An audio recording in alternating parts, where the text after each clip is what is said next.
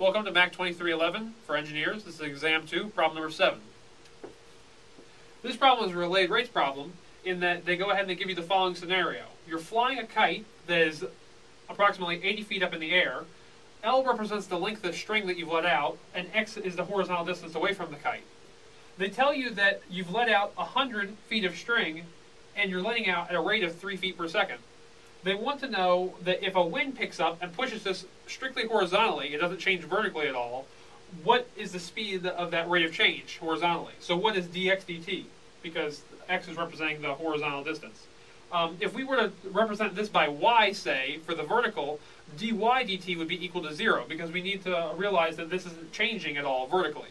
Here we just go ahead and set equal to 80, but if you didn't have this set initially to a constant, you weren't sure if it was a constant, you'd have to go ahead and realize that the dy dt would be equal to 0. That usually tends to happen in related rate problems.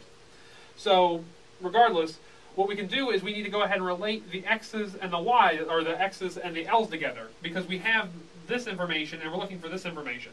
We probably want to stay away from using angles, any thetas or trig functions, because we don't have any information given about them and we're not looking for any information about them. So what we want to do is we want to use this equation. It's just Pythagorean theorem. It goes to the right triangle, so we know that this side squared plus this side squared equals the hypotenuse squared.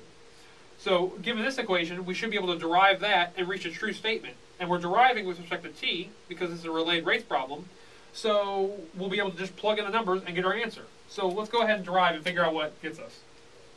The derivative of 2x would be 2x dx dt. The derivative of 80 squared, well, 80 squared is a constant, and we know the derivative of a constant is just 0, so that goes away. And this equals 2L dl dt. And then you can see the 2's cancel out, and we could divide the x over. So that means what we're looking for, dx dt, is actually just L divided by x times dl dt. Now we know L is 100, and we know dl dt is 3.